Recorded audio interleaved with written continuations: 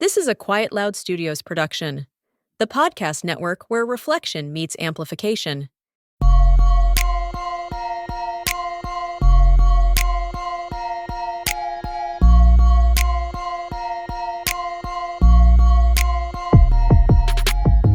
Hello, Athlete Mindset community. This is Lisa Bonta Sumii, the host of Athlete Mindset. Before we dive into this episode, I want to invite you to support the mission and purpose of our show. For $10 a month, you can help to make sure these conversations get to as many athletes, teams, coaches, and sport mental health environments as possible.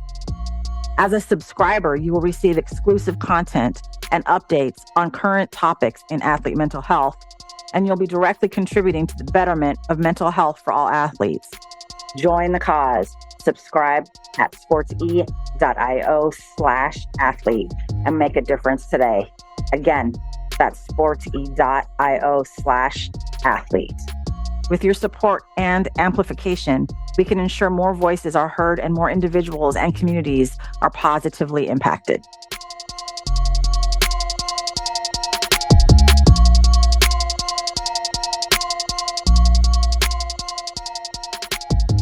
Hey everyone, welcome to another episode of the Athlete Mindset Podcast. I'm going to tell you all about our guest, but first I'm going to have Mariah Mazon say hello to everyone. Hi everybody, how's it going? This is going to be fun. You're so funny. Let me tell the people about you. Mariah is a Tulare, California native and standout softball player, best known for her dominant two-way career, two-way people at Oregon State as both a pitcher and a hitter. After college, she went pro with Athletes Unlimited Softball League, represented Team USA internationally, and played overseas in Japan with the Toda Medics. She later transitioned into coaching with stops at Holy Names University and the Academy of Art University. She has been an Ath Mindset intern with us here for the last 6 months, helping with content creation and supporting some of my live events. Mariah is also currently pursuing a master's degree in sport and performance psychology at California State University, Fresno. Will be starting her 4th season with Athletes Unlimited this summer with the Volts. Yay! Thanks for being here, Mariah. Of course. Thanks for having me. Yeah, I'm excited to just kind of talk softball, everything sports psychology, mental health. So let's dive. So how did you get into softball? How old were you? What was that like? What's the atmosphere in youth softball at Tulare growing up? Yeah, I was about 4 or 5 years old. My older sister played softball, so she's 5 years older than me. So anytime she would go to pitching lessons or she had games, I was right there with my parents trying to be like her and do what she was doing. So yeah, 4 or 5 years old, I played rec ball, started in Tulare, and then transitioned into travel ball, and went from there, played at Oregon State, and you said it all pretty much. So I was 5 years old. Awesome. 4 or 5. I don't remember any of those early stages of softball at all. I couldn't tell you anything, but I know that I was 4 or 5. I mean, it sounded like you were just doing what your sister did because you look up to her like younger siblings do, and I'm going to be like her, do what she does, and then you stuck with it, which is awesome. Right. Exactly.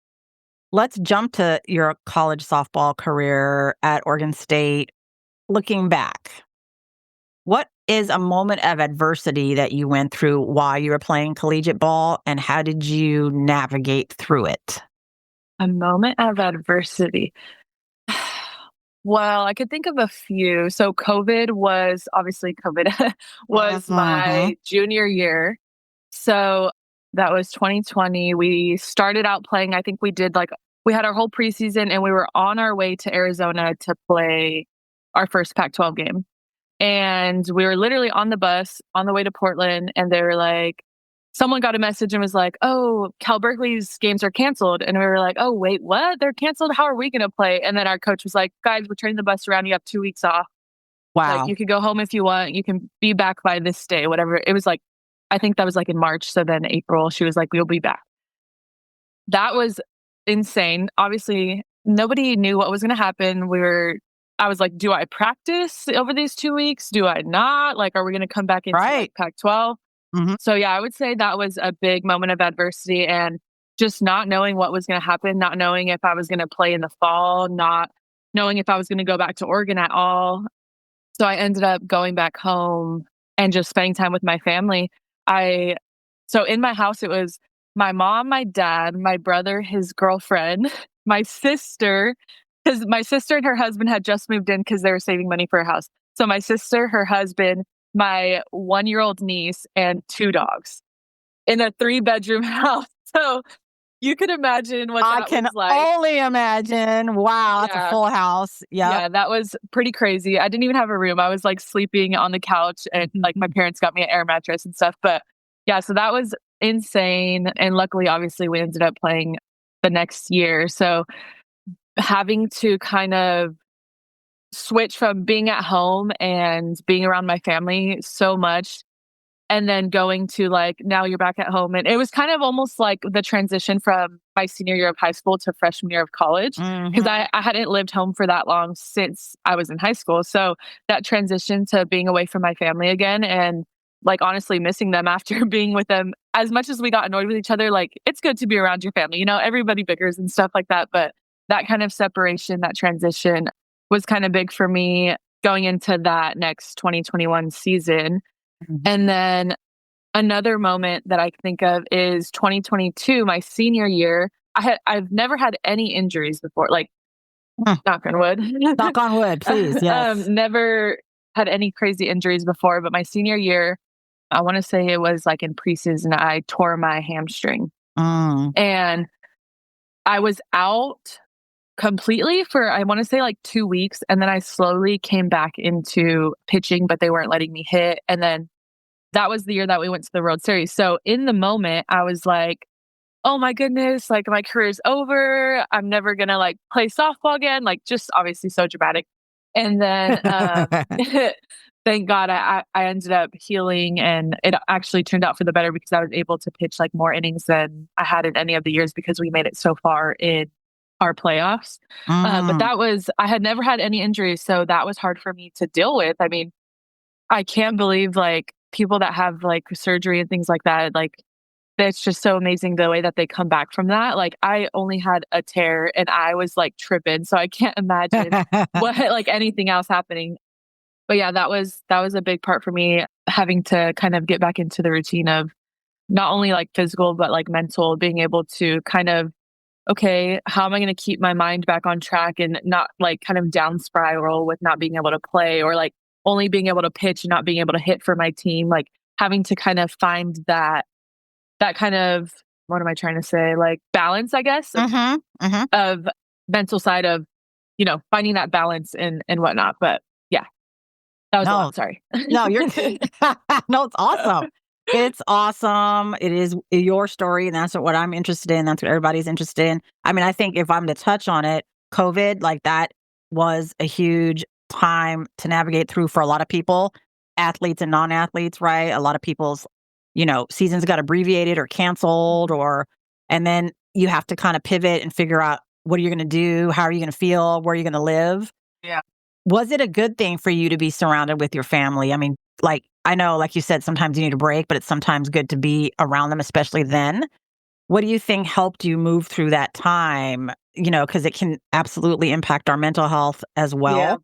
So, what do you think was important during that time for you? Yeah, I would say going outdoors and just like I still worked out. I just Hmm. didn't do like softball stuff. So me and my sister would go like on runs or I would take the dogs and go on runs or bike rides and things like that. So I think staying physical for me was like the one thing that helped me with my mental health. And then my family, we would play board games. We were like insane at Monopoly, like it caused a lot of fights. Like even to this day, we don't even really play because we're like too intense. We're all super That's competitive. so, I was going to say, Yeah. probably. Yeah. Yeah. But I would say, yeah, just being able to kind of lean on my family and just kind of, you know, I can't control anything that's happening outside of the world. So being able to just be in the moment with them and kind of just go one day at a time. Awesome. I love it. I love it. And then the injury in 2022, Mhm. your senior year, I mean, injuries, no matter how severe or minor, can have an impact on your mentality, your mindset, your overall feeling of like, who am I? What do I have to offer now that I'm Mhm. recovering? I'm not doing as well or contributing in the way I want to. You weren't hitting, et cetera, et cetera. And so, like, how do you think, I mean, that is a number one reason why someone might go see a sports psychology professional Yeah. to manage the mental recovery from injury, which is just as important, if not more important than physical. Can you remember or think about like some of the tools or perspectives or strategies you used during that time to help yourself Mhm. recover from a holistic standpoint on the mental side as well? Yeah, we actually had a sports psychologist. So Oh, he nice. worked with us. Yeah, he worked with us once a week as in a team setting. So he kind of did a lot of like team cohesion and like imagery and mindfulness in that sense. So I kind of had some tools from him that I kind of incorporated. So I would meditate every game, but right before the game. So that was a part of my like pregame routine. So that helped me a lot to be like, okay, I'm pitching today and I'm only pitching. So I'm going to focus on pitching rather than Mhm. like, I'm going to pitch and then I'm going to go and warm up and try to hit, but then, oh, my leg's hurting or like I can't fully warm up and run or whatever it was. So that meditation aspect kind of helped me with just like staying in the moment and just focusing on like what I'm doing right now. Love it. And I love that Oregon State had a sports psychologist, probably still does. That's so Yeah. awesome. Not a lot of teams do, like dedicated like that. So that's Yeah. awesome.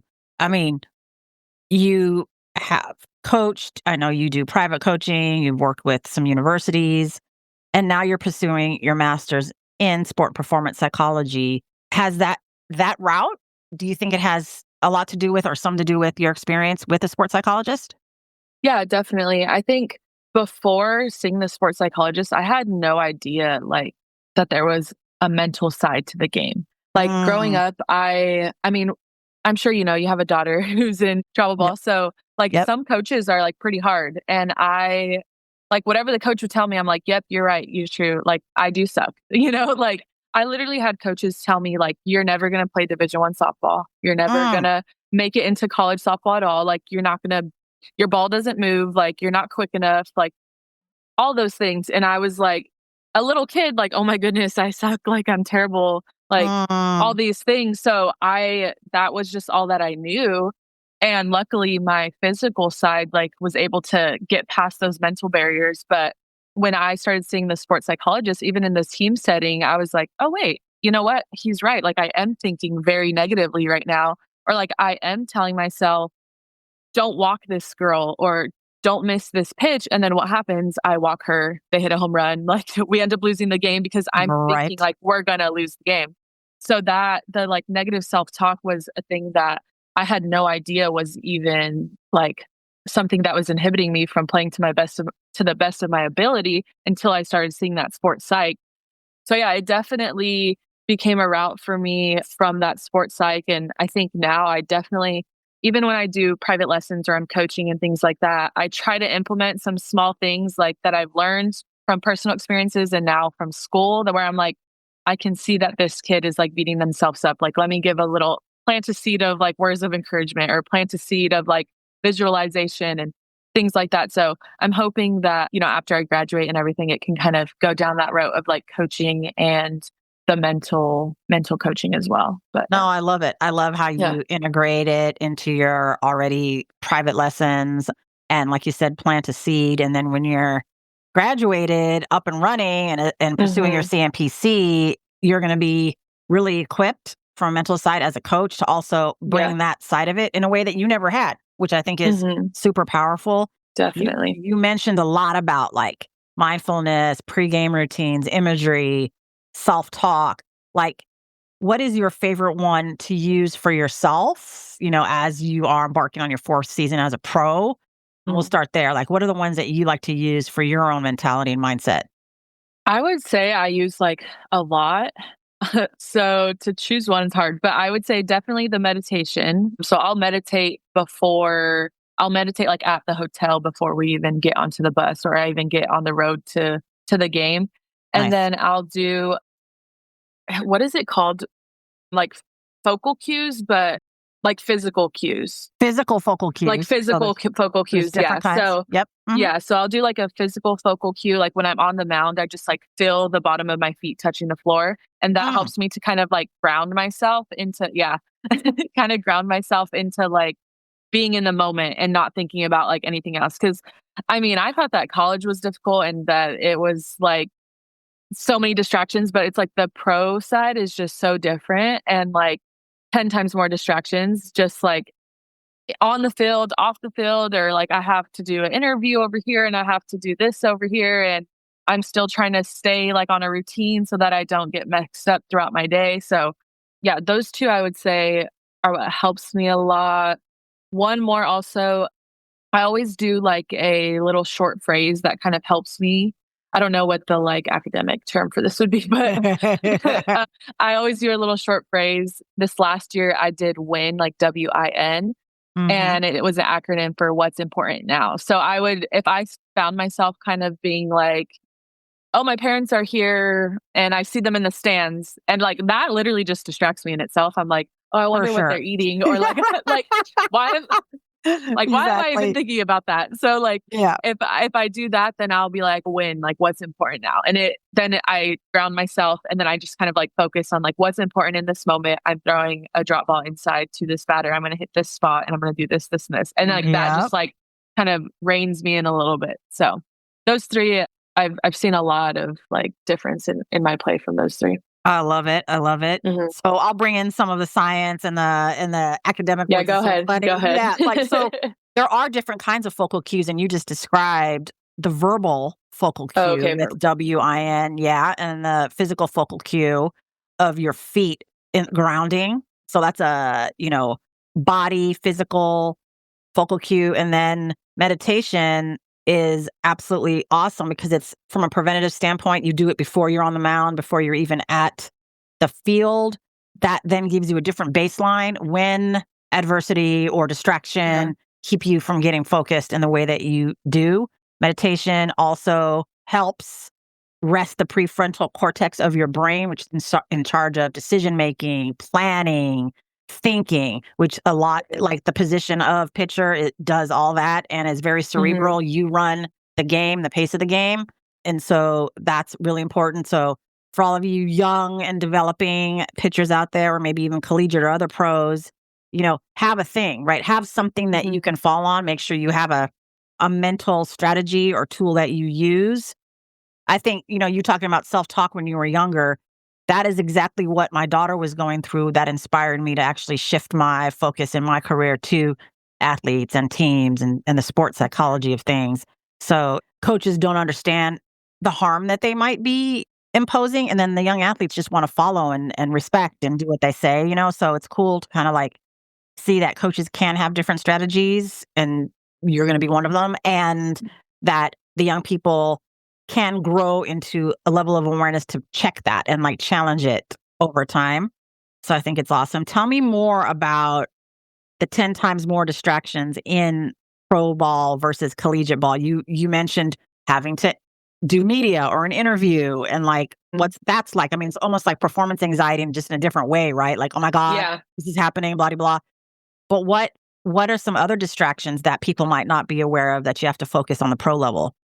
Well, I think for one, within our league, which I've spoke to you about a little bit with like the point system. So Mm. for those of you that are listening that don't know, Athletes Unlimited before this year was strictly based on a point system. So it was individual game within team game. So we'd get points for a single, a double as a hitter, triple, a home run. And then as a pitcher, you get points for every out. And then you get points if you win the inning, and then you get points if you win the game. So that alone ranked us individual athletes based on your performance and your team's performance. So that in itself was like, what in the heck am I getting myself into? Like, you Yep. knew if you were doing bad because you're at the bottom. You're at the bottom of the And it's leaderboard, and everybody knew. publicized. It's And it's publicized. Everybody sees no, it. it's public. So the Big O scoreboard. Yep, yep, The yep. leaderboard is on the scoreboard. Yep. So in the middle of the inning, if you just got a home run hit off of you, you see yourself go down 40 points or whatever, however many Wow. points it was. Yep. So that in itself was a huge transition for me where my first few years, I was like, oh my gosh, I have to strike her out because I want to go up one rank, or I want to do this Mm. and it was based more on the points rather than like just playing just to play, which kind of, there was some fun of it in it because it was different, but then also it was kind of like a little bit more pressure because if you also did bad and you like, you're not only losing for your team, but you're taking points away from your teammates as well. So it was like a different level of pressure. Yeah, so that's one of them. Now we're the Athletes Unlimited Softball League. So we have 4 traditional teams and we're going to stay within those teams and play like normal, like how MLB does and stuff, like traveling this year. And we still have that one. It'll just be like an all-star game. But yeah, so that's a huge one, the leaderboard and the points, and then media, having to do interviews. And if you know me, you know that I hate being in front of the camera and I hate talking. Like even doing this podcast gave But me a yet little you bit of are anxiety. here. You are here, girl. I'm Yet here, you are yeah. here. Yeah. Once I get into it, I'm fine. But it's Yeah, like the leading up to it, I get anxious. But anyway, For sure. so that, and then we have to do, which this sounds bad, but we have to do like autographs after the game. And having to like put a smile on your face after you just gave up like a 3-run home run to end the game or something and be like, thank you for coming, da, da, da. You know, like just extra things that, and we have to do every game. It's not like MLB where they just like, oh, throw me a ball and I'll sign you. Like it's like every single game we do signatures and stuff like that. And it's mandatory. So small things like that. I love the kids, but sometimes it's kind of hard to do that after a loss. Well, the timing matters too when you do that. It's not on your terms or and you're in a bad spot. Like it's like really like hi and like not really there, present. Yeah. I get that. And then I would say living in a hotel for like 3 months out of the year. And then like that's different having to, you know, if you have your car there, it's great. But if you don't have a car and you like have to use the rental or you have to ask somebody to use the car, it's just like a bunch of little things that it's like you can't get into a routine and like, but once you're in that routine, it's like good. So I feel like for me, the routine, when I'm not in a routine during season, it trickles down into my performance. And then, just like the transition in general, like my first year from college to pro, the athletes, like we're playing against, I was 22. I was playing against like 30-year-olds, like, which like that was insane. And they had been like, when they graduated college, I was like in middle school or something. Yeah. Like, exactly. These are grown adults. They're like grown women, married, have kids, all these things. Yeah. And I'm becoming one of those now. Geez. But so that was crazy. And just like the competition in general, obviously, is a bump up. And then there's some like the strike zone's a little different. There's some like small things that are just like from college to pro that are a little different. My first few years, like the balls were heavier, the bats were different. So, but now it's back to college. But yeah, the first few years, like that transition was pretty crazy. But yeah, I forgot what the question was. Did I answer it? No, yes, you did. You're outlining the different sort of distractions that come with collegiate to pro. Yeah. And I would say uniquely for AU too. Yeah. I would say that's pretty like off the top of my head. That's what I can think of. But yeah, there was just so many things that I had to get used to going into pro. And then also, which this isn't really a distraction, but just like something that's different. So in college, we're practicing like obviously 9 months out of the year. So you have like all of fall, and then you're playing in the spring. Right. For pro, we're only playing June to end of August. So you have 9 months when you're normally with your college team practicing, that you're practicing by yourself.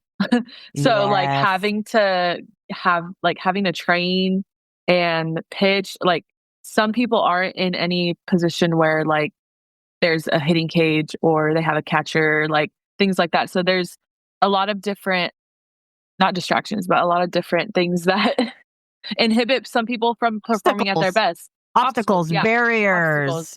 Yeah. Because also, like, obviously, we don't have an MLB salary. So everyone that plays still has a job. That's right. Unfortunately.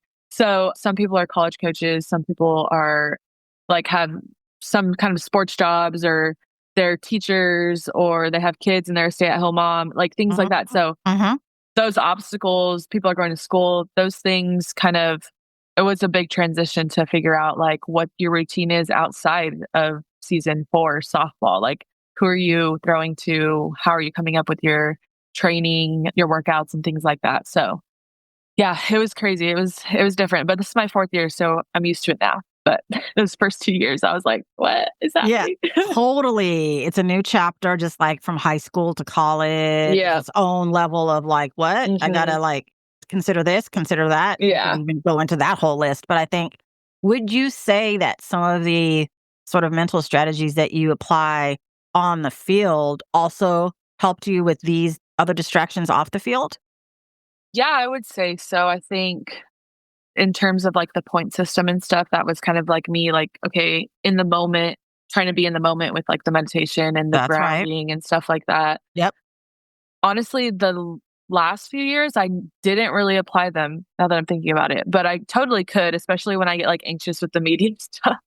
But Maybe you're maybe, applying them maybe and that's, maybe it's more automatic for you. You don't even really realize because yeah, the routines, like your pregame routines and different ways that you've talked about that, can be you establishing a new routine when it feels like you don't have one when you're traveling and in a hotel. And like, seriously, like this? But I think being intentional about it and in ways that you probably have and don't even realize, but also maybe making hmm it more obvious, the brain will like that.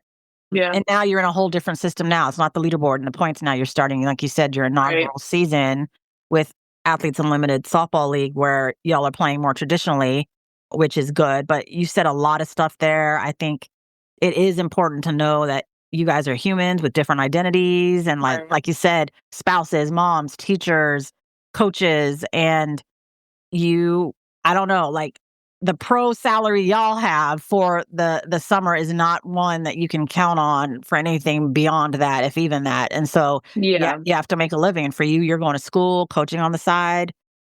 But I think what would be some words of wisdom for any young player transitioning from high school to college and or college to the pros if they get that privilege and Mhm. honor? From a mental Yeah. side. Yep. I would say to remember the games that you did well, whether that's in college or in travel ball, and what was it that you did that was successful outside of like pitching well or playing well? Like Mm, how was your routine before, you got to the field? Because a lot of times, like when I was younger, I would forget like, oh, I like argued with my mom before and then I end up playing bad. Like because I'm still thinking mm, about it, or mhm. like something at school's going on and like I carry it into the game. So I would say try to think about what it is that you can do to prep yourself outside of like the physical standpoint. Like what is the mental prep that you're doing? Because it's not all physical for softball. Like any sport is not just physical. There's always a mental side to it. And I didn't even realize that when I was in high school. So like I said, when I saw it sports like in college, I was like, okay, there's a mental side. I can do these things to kind of help me. So I would say, yeah, just trying to find the mental prep before the game, in the off season, and then finding your mental prep in the game as well. What are the few things that are going to like help you stay on track and kind of help you perform at your best? I love Yeah. it. Again, you're pointing out that there's a lot of actually distractions in different ways at Yeah. every age, right? hmm School, relationships with family, Yeah. friends, all of that, maybe even social media, at least in this day and Definitely. age, right? Definitely That social media. distraction and that comparison of yourself that a lot of young people do, hmm to have that moment of like in your acronym WIN, what is now or what's important now is really, really important to have what your way of getting back and like shutting out the noise and Yeah. putting blinders on. So that's super fantastic. You said something about being able to, once you have your CMPC and pursuing it, like to be a coach. Who would you want to coach at what level? What would be like your dream job?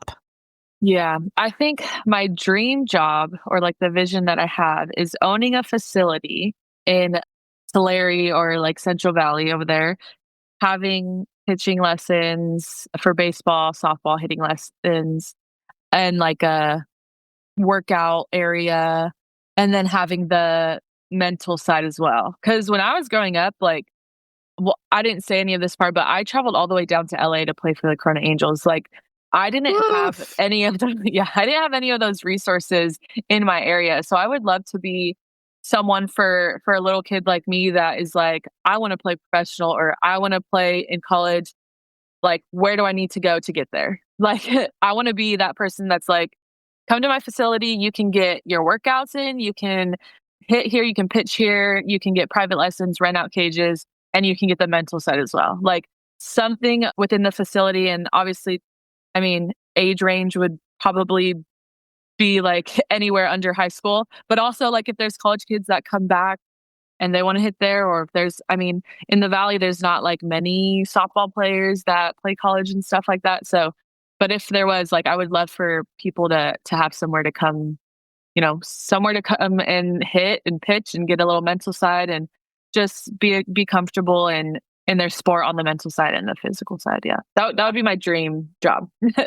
Well, I have no doubt you'll get there. I think it's actually really sweet that what you're providing, and it's actually for that little Mariah who never had that, for all the other girls up and coming from your community who didn't have access or don't have access is really, really important. That's awesome. I love that. I'm so excited to be able to maybe watch a game or two of you this summer, check you out, doing your thing.